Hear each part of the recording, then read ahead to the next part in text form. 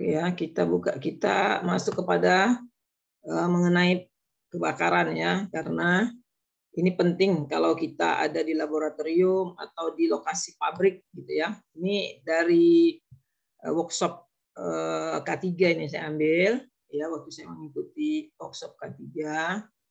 Jadi ini dari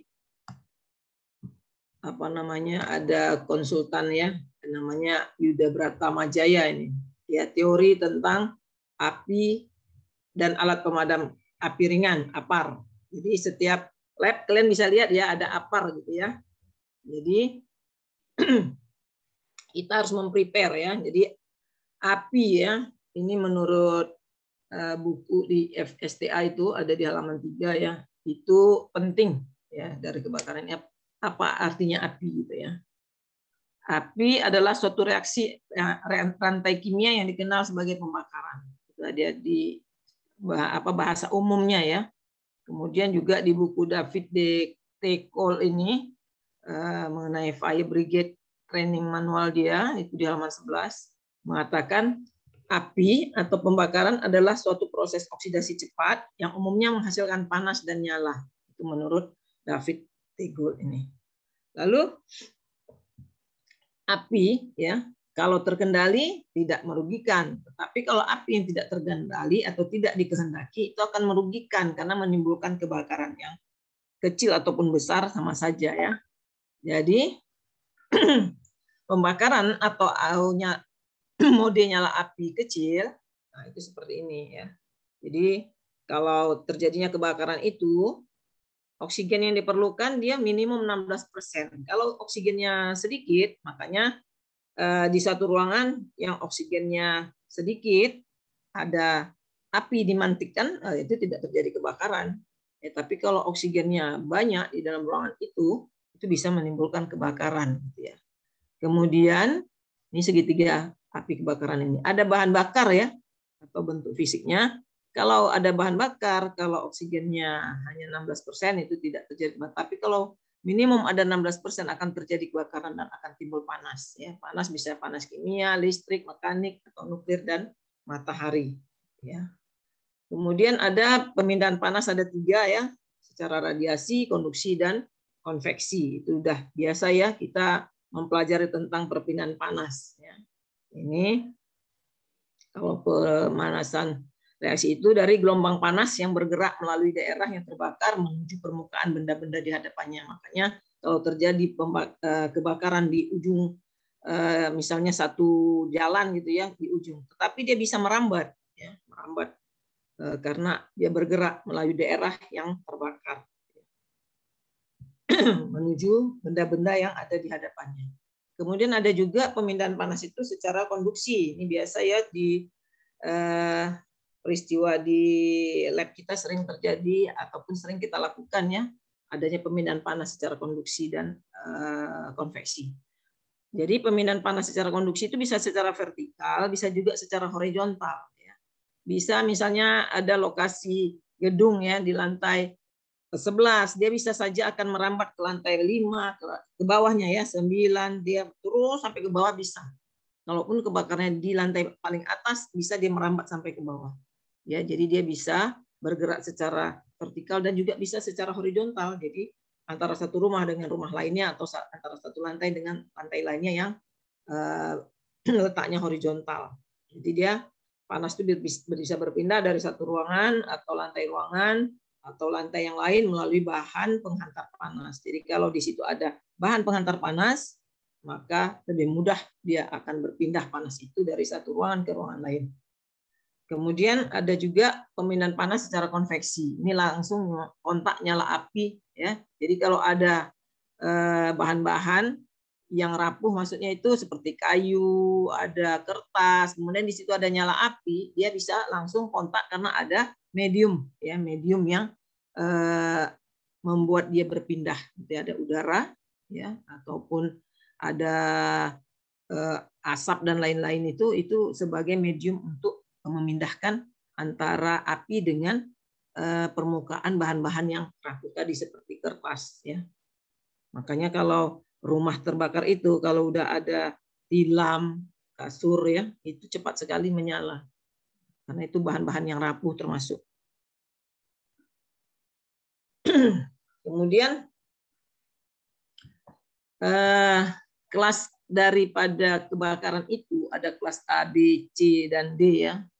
Jadi kalau kelas A itu dia bahannya bahan padat, ya, kecuali logam, itu disebut kebakaran kelas A karena adanya bahan padat atau kecuali logam. Kemudian ada kelas B itu bahan bakarnya cair. Kemudian kelas C itu adalah disebabkan listrik yang bertegangan. Kemudian kalau kelas D itu karena logam, ya, penghantar panas. Lalu mode pemadamannya gimana untuk masing-masing kelas misalnya, ya. Tapi mode pemadaman kebakaran itu ada, misalnya pertama mengurangi temperatur, ya, dengan menyiramkan cairan atau untuk awal, ya, untuk awal kita kalau menghadapi ada api itu kita menggunakan apar saja, alat pemadam api ringan, ya. Kemudian bisa juga kita metode pemadaman itu dengan memindahkan bahan bakar. Misalnya kalau dia disebabkan oleh gas, misalnya kita masak gitu, ya, kompornya meledak dan lain, kita akan memindahkan tabungnya dengan kita tutup regulatornya, kita pindahkan. Itu maksudnya memindahkan bahan bakarnya, baik itu yang cair, gas, atau yang lainnya. Atau dengan cara mengeluarkan oksigen. Jadi kalau misalnya ada tong sampah, ya, orang membakar sampah, lalu timbul api yang besar, kita bisa memadamkannya dengan menutup. Jadi udara sekitar tidak masuk ke situ lagi, kita tutup, dia otomatis akan padam apinya. Atau dengan menghambat reaksi rantainya untuk penjalanan dengan menyiram apar, ya, seperti ini nih, menggunakan apar. Karena kalau awal-awal kebakaran menggunakan apar ini sangat efektif, ya. Tapi kalau udah besar nggak bisa lagi menggunakan apar, ya. Jadi apar ini alat pemadam api ringan. Kalian bisa lihat di laboratorium kita, baik di lab proses, lab OTK, lab-lab yang lain itu ada apar yang warna merah tersangkut atau diletakkan di bawah, ya. Sebenarnya apar ini tidak boleh diletak di bawah, ada syaratnya, ya, harus diletakkan di lemari ataupun digantung. Jadi apar ini, alat pemadam api ringan ini adalah suatu alat pemadam kebakaran yang dapat dijinjing atau dibawa, dioperasikan oleh satu orang, ya, berdiri sendiri, mempunyai berat antara 0,5 kg sampai 16 kg, ya, dan digunakan pada api awal, ya. Ini kelihatan, ya, gambarnya, ya. Kelihatan, Bu. Jadi bentuk apar itu seperti inilah. Inilah dia. Kalau ada api awal, ya, masih kecil, itu bisa digunakan apar ini saja, tidak perlu memanggil pemadam kebakaran, damkar. Kita cukup pakai apar ini. Makanya kalau di laboratorium itu harus disediakan, karena tiba-tiba terjadi reaksi kimia yang menimbulkan api, misalnya, ya, percikan, itu bisa langsung apar, itu, ya, gunakan. Jadi apar ini, ya, ini adalah suatu kebijakan, ya, harus setiap laboratorium ataupun ruang kerja yang beresiko harus ada apar ini.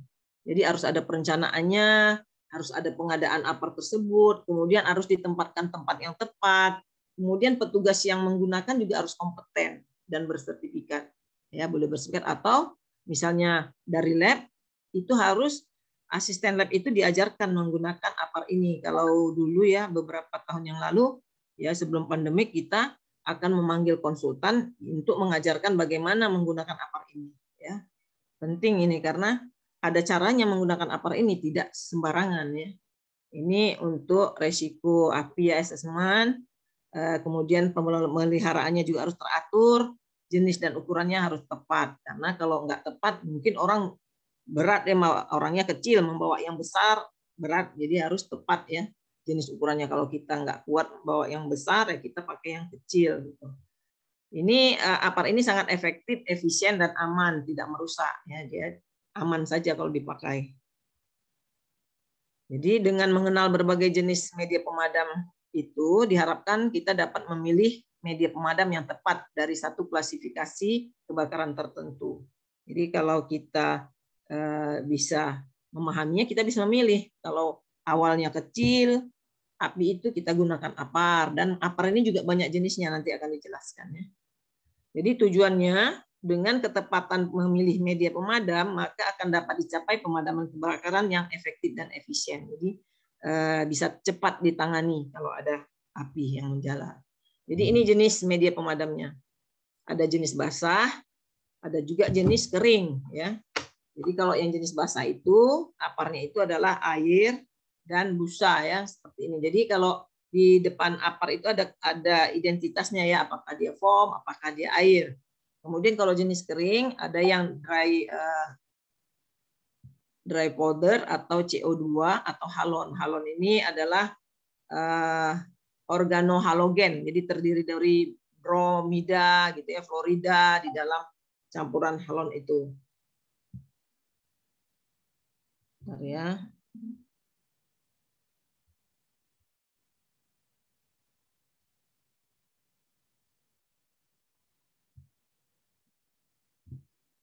Oke, jadi ada macam-macam ya, ada yang basah dan kering.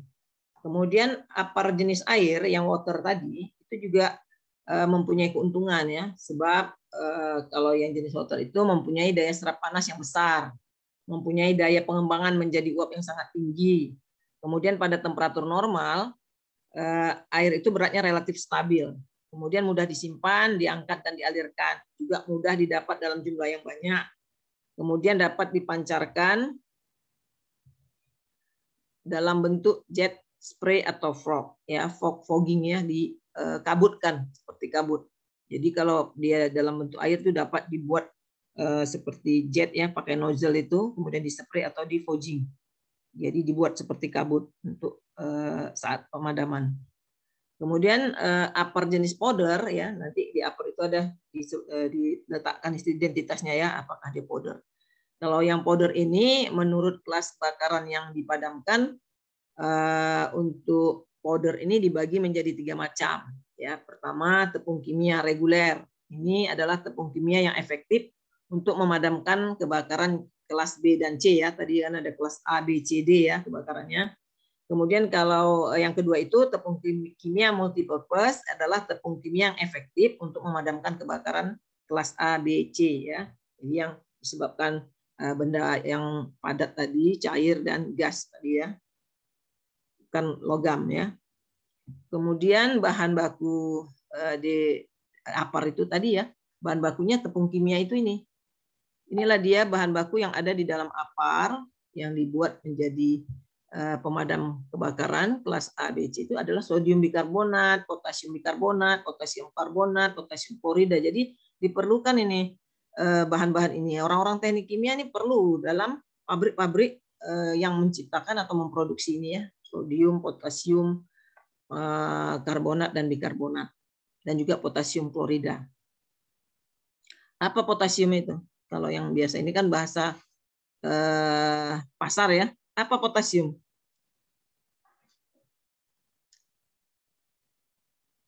Siapa yang bisa jawab? Halo? Hijau kali. Ya, kalau sodium? Sodium, natrium ya. Iya.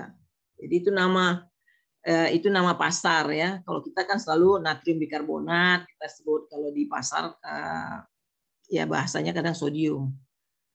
Bahan baku tepung kimia multipurpose itu terdiri dari kalium sulfat, monoamonium fosfat. Kemudian untuk yang bahan baku yang spesial dry powder itu adalah campuran kalium klorida, barium klorida, magnesium klorida, natrium klorida, kalsium klorida ya. Itu dia bahan bakunya. Jadi kalau yang jenis tepung itu semua isinya bahan kimia ya. Bahan kimia dan campuran bahan-bahan kimia 1 atau 2 campuran. Kemudian ada jenis apar jenis gas ya, yang gas itu berbentuk jenis CO2 ya. Ini bentuknya seperti ini ya. seperti yang sebelah kiri ini. Jadi CO2 dipakai untuk memadamkan kebakaran karena mempunyai keuntungan juga ya. Karena dia kalau pakai CO2 mudah menyebar ke seluruh areal kebakaran ya. Kemudian juga tidak menghantarkan listrik, juga tidak meninggalkan residu, dan berat jenis CO2 itu 1,5 kali dari berat udara ya, dan efektif untuk kebakaran kelas B dan C ya. Itu dia untuk CO2. Jadi kita harus mengenal jenis-jenis APAR ini supaya jangan salah kita menggunakannya ya. Misalnya ada di dalam suatu laboratorium atau tempat kalian nanti bekerja ada beberapa jenis APAR. Kemudian api yang disebabkan karena adanya tegangan listrik yang ini ya itu jenis kelas D. Nah, kalian nggak perlu memakai APAR jenis CO2 gitu ataupun APAR jenis air ataupun tepung gitu. Harus cari yang bisa memadamkan kebakaran jenis D gitu ya. Kemudian ada APAR jenis foam ya. Di situ juga nanti akan kalian lihat di APAR itu tertulis foam. Ini adalah kumpulan cairan yang berbentuk gelembung-gelembung kecil yang berisi gas atau udara yang dapat mengapung di atas permukaan zat cair dan mengalir di atas permukaan zat padat. Jadi dia bisa mengalir kalau di permukaan zat padat dan juga dia mengapung di atas air. Jadi dia kalau ada memadamkan kebakaran di bahan-bahan yang bahan bakar cair ya, itu dia bisa memadam kebakarannya karena dia bisa mengapung di atas permukaan bahan bakar cair itu. Kemudian macam-macam busanya, menurut cara terbentuknya ada busa kimia dan busa mekanik. Jadi kalau dia busa kimia, busa yang terjadi karena adanya proses kimia, ya bisa tepung tunggal atau tepung ganda, ya ada reaksi, ya. Jadi bisa aja terjadi busa kimia itu karena ada proses kimia ya di dalam APAR tersebut ataupun pada saat dia ditekan gitu ya. Lalu ada busa mekanik, busa yang terjadi karena adanya proses mekanis yaitu berupa campuran dari bahan pembuat busa yaitu cairan busa, air dan udara secara mekanik ya. Mungkin berdasarkan ini upgrade ininya ya. Linknya. Kalau apa linknya biar saya yang berikan ya. Saya ada link yang unlimited gitu ya.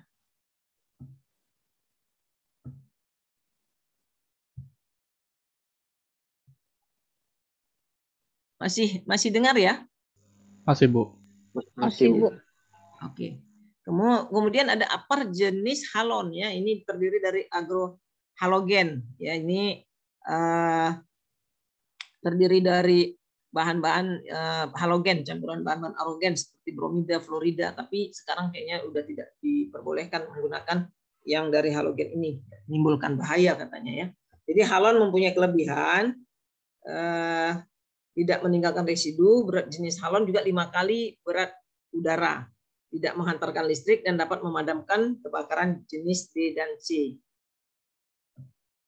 Menurut keputusan Presiden RI nomor 23 tahun 1992 mengenai penggunaan bahan fluorokarbon ini ya, bahwa mulai 1 Januari 1997 tidak dibolehkan ya, tidak boleh digunakan lagi karena akan merusak atmosfer bumi katanya ya. Karena lapisan ozon itu adalah lapisan yang terdapat pada stratosfer bumi, lapisan udara yang berada antara 10 sampai 60 km dari permukaan bumi yang berfungsi melindungi bumi dari sinar ultraviolet matahari yang membahayakan makhluk hidup. Jadi dampaknya bisa bahaya kanker kulit, ya, menurunkan sistem daya tubuh, menyebabkan katarak, juga terganggunya panen pertanian. Jadi jangan diganggu atmosfer bumi ini, gitu. Kalau menggunakan bahan-bahan halon itu bisa merusak itu, gitu. Makanya diputuskanlah tidak boleh digunakannya yang mengandung brom, fluor dan karbon karena itu campuran dari APAR yang halon ya. Kemudian pemasangan dan penempatan APAR ini juga harus tepat ya. Gimana kita harus memasang APAR ini harus pada posisi yang mudah dilihat karena kalau nggak mudah dilihat pada saat terjadi kebakaran kecil kita udah panik, nggak nampak APARnya karena terlindung di lemari, di belakang lemari diletakkan ya siapa yang bisa, terjadilah kebakaran besar. Padahal pada waktu kebakaran kecil itu bisa cepat dipadamkan kalau kita nampak langsung aparnya. Maka apar itu harus posisinya mudah dilihat atau dicapai, diambil dan dilengkapi dengan tanda pemasangan. Kemudian harus sesuai dengan jenis dan kelas kebakaran. Jadi kalau banyak di pabrik itu ada beberapa ya, ada jenis dari apar diletakkan mungkin berdekatan, tapi ada ditulis tandanya ya. Untuk jenis kebakaran A, B, C, D gitu ya, jenis aparnya disesuaikan. Kemudian harus menggantung pada dinding atau dalam lemari kaca. Lalu juga pada ketinggian 15 sampai 120 cm. Nggak boleh terlalu tinggi.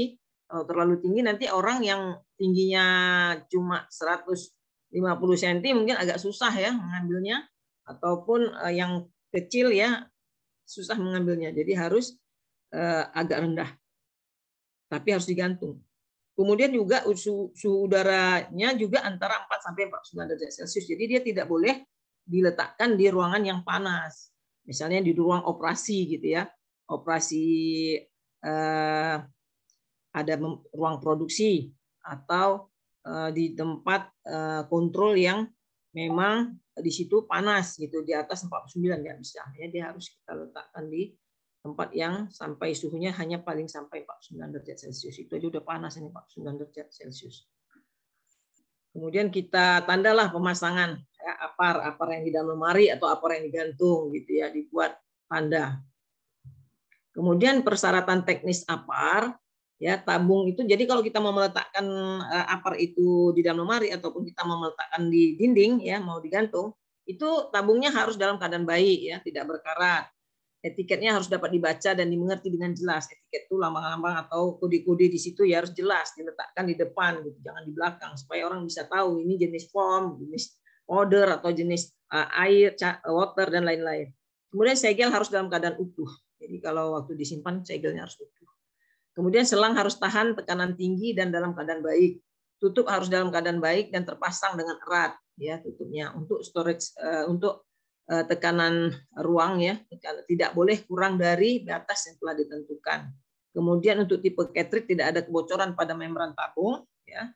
Kemudian belum lewat masa kedaluarsa. Jadi kalau kita mempunyai apar, kita harus melihat kapan kedaluarsanya. Jadi kalau sudah kedaluarsa harus diganti. Kalau jenis cartridge itu harus diganti cartridge-nya.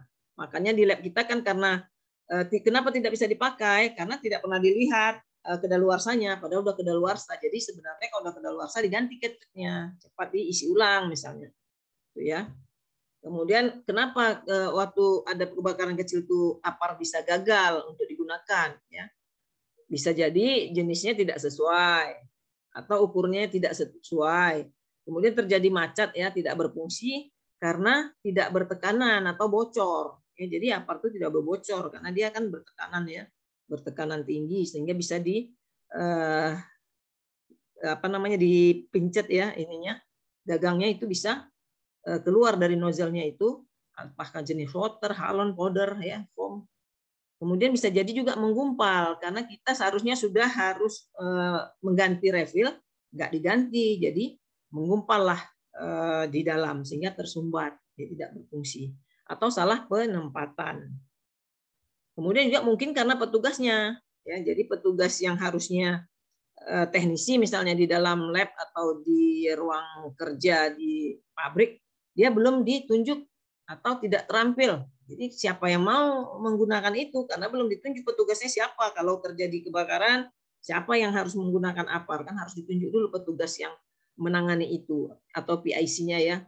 Atau juga tidak terampil. Jadi itu bisa menimbulkan kegagalan penggunaan dari apar. Lalu sistem kerja apar itu ada storage vessel, gas cartridge, ada karena reaksi kimia, ada karena pompa tangan. Itu sistem kerjanya ya untuk apar. Ini ya apar tipe cartridge ini seperti ini. Ini di lab kita ada ya. Tipe cartridge ini. Kemudian apar jenis powder ini ya untuk tipe cartridge dia terdiri dari handle ya, handle-nya ini yang nomor 1. Kemudian ada 2 tabung cartridge-nya. Kemudian ada pipa penyalur, yang ketiga ini adalah pipa penyalurnya, yang keempat adalah kalau jenis powder dia ada powder, kemudian yang 5 ini adalah selang yang di sebelah kiri ini.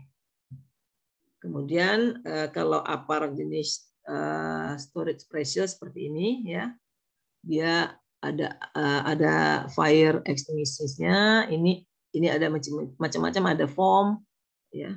Itu bisa kita lihat di keterangan di belakangnya. Jadi di situ ada kualitasnya, ketahanan, daya guna, dan pelayanannya ada di belakang, ya, ada di beritahukan. Kemudian juga ini sudah tadi, ya. Kemudian cara menggunakan APAR, nah, ini penting, ya. Jadi kalian sebenarnya paling tidak ya asisten lab ataupun yang berminat, ya, itu harus memperhatikan pada saat ada pelatihan, ya, pelatihan bagaimana menggunakan APAR ini, karena bukan sembarangan tinggal pencet jadi ini jadi gitu, ya.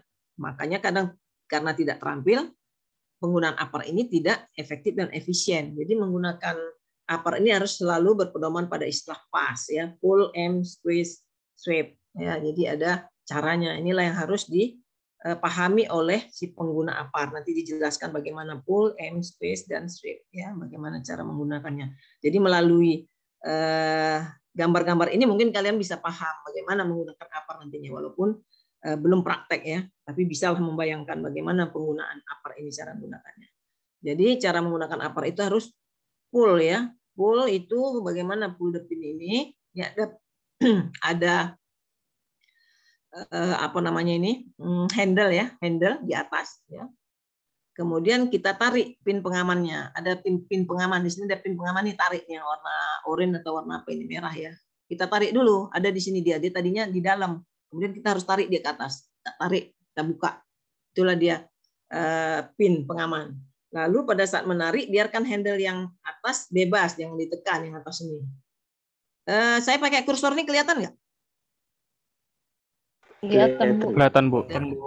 Ya, jadi ini pinnya, ya. Ini pinnya ditarik dulu, kemudian handle-nya kita biarkan dulu, jangan kita tekan, ya, biarkan dulu bebas dia.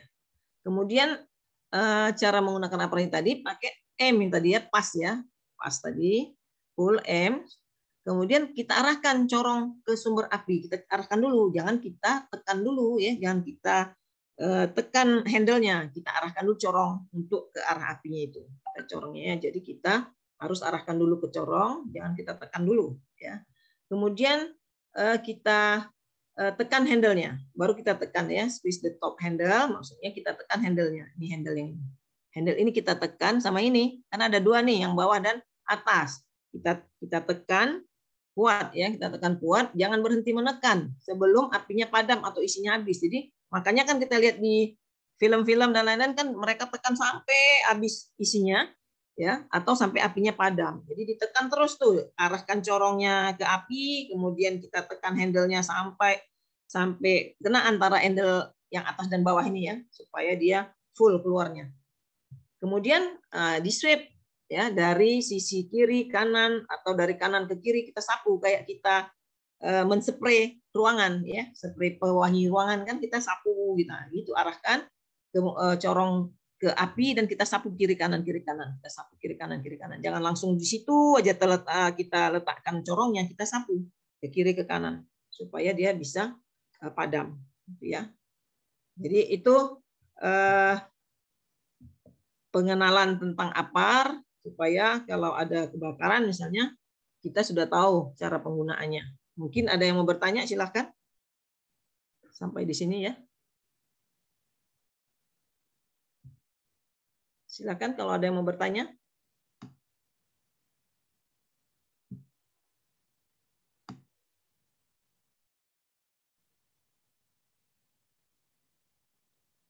Ini ada videonya, tapi nggak bisa kebuka, ya. Ada video untuk pemadaman kebakaran ini, tapi tidak bisa terbuka. Oke. Izin bertanya, Bu. Ya, Izin bertanya juga, Bu. Ya. Silakan.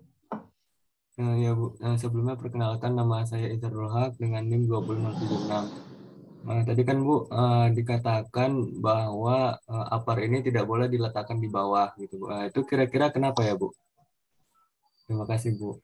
Ya, baik. Jadi kalau dia diletakkan di bawah itu juga bisa bisa menyenggol orang satu. Kemudian faktor lantai ya, lantainya kemungkinan ada terjadi perpindahan ya, perpindahan lantainya dingin atau karena kan kalau lantai dengan udara sekitar kan beda ya suhunya. Kalau lantainya keramik atau lantai terbuat dari logam itu akan menimbulkan bukan reaksi ya, tapi adanya perpindahan ya, perpindahan kalau dia dingin dan logamnya panas, nah itu ada terjadi perpindahan panas. Itu saja. Jadi makanya dia diletakkan di dinding, jadi dia hanya udara sekitar yang mengenai dia. Tuh. Kalau dinding kan pasti dari tembok ya, bukan dari logam. Itu. Kemudian yang kedua, siapa tadi? Izin Bu, saya Ya. Yunita Amalia NIM 17135 Bu. Kenapa APAR itu harus pada suhu 15 sampai 49 derajat Celcius, Bu? Apa itu nanti terjadi kebakaran kalau apabila di atas 49, Bu? Ya, tapi kan sudah saya sebutkan tadi. Kenapa dia tidak boleh di bawah?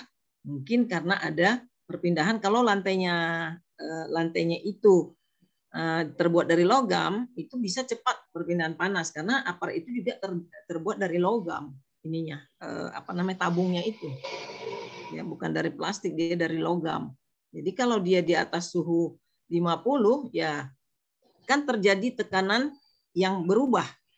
Ya, bisa meledak juga APARnya itu karena dia kan bertekanan tinggi.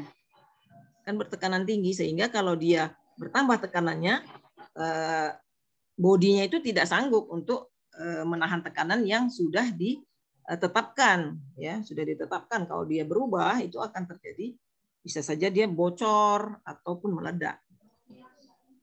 Kalau suhu tinggi kan suhu dengan tekanan kan berbanding apa? Lurus apa berbanding terbalik? Lurus. Berbanding lurus itu. Jadi kalau suhu naik, tekanannya naik. Itu dikhawatirkan bisa menimbulkan kebocoran karena yang di dalam pengen keluar kan. Pengen mencari tekanan yang lebih rendah yang sesuai dengan yang sudah ditetapkan untuk kondisi yang ada di dalam itu. Satu lagi, pertanyaan lagi, siapa?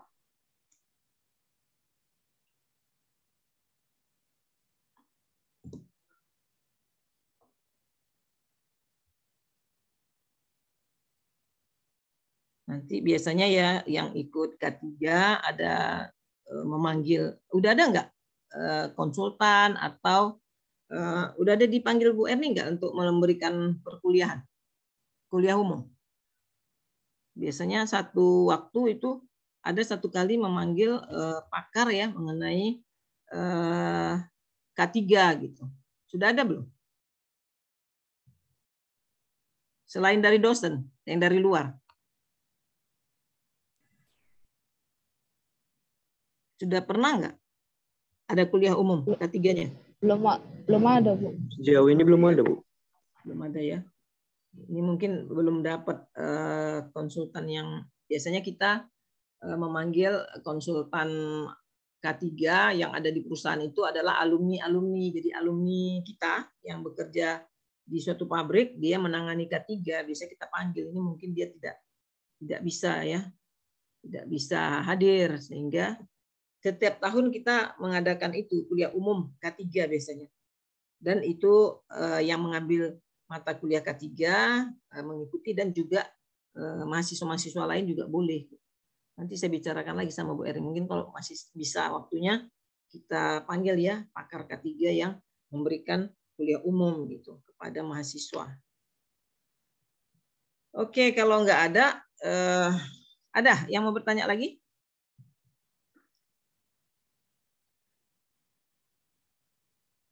Kalau nggak ada, saya tutup karena saya mau ke kampus. Ada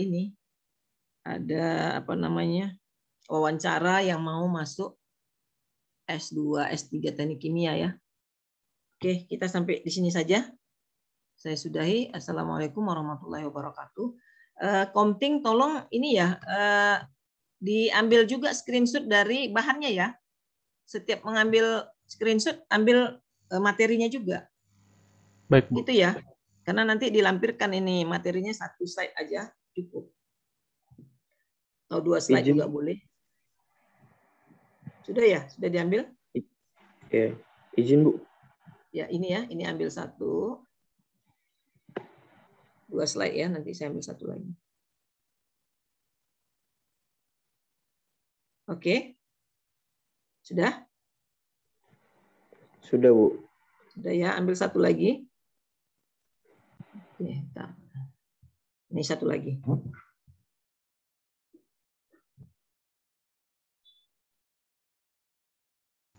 Sudah Bu.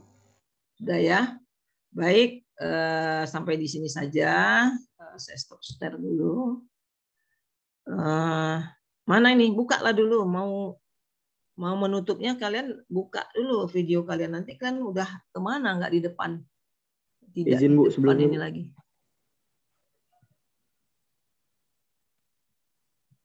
Kalian, saya sudah bilang ya, kalau kita kuliah ini adalah ruangan resmi ya, ruangan resmi. Sehingga kalian harus menggunakan bajunya, baju yang resmi juga, yang pakai kerah, pakai kemeja, jangan pakai kaos oblong. Richard, kamu pakai kaos oblong ya? Tidak.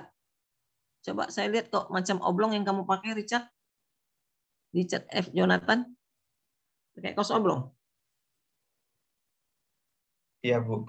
Iya, jangan pakai kaos oblong. Jadi kita namanya kuliah. Ya, kalau saya yang di kelas lain karena udah dibilang ya, tiba-tiba pakai kaos oblong, saya catat biasanya. Tapi ini karena saya belum nyampaikan, jadi harus pakai dibuka, yang lain dibuka ininya biar saya lihat, biar kalian tahu bahwasanya ini walaupun kelas online tetap kelas resmi. Anggap ini memang kalian di dalam kelas secara offline.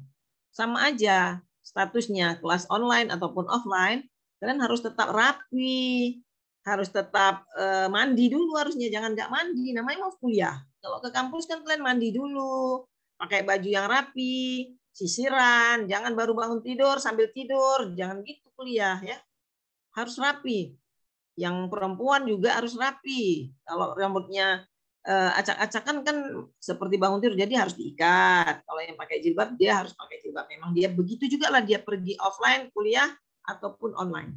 Ya, untuk berikutnya jangan ada yang pakai kaos oblong ya, pakai kemeja. Walaupun tidak saya masuk, dosen lain yang masuk, kalian tetap pakai kemeja.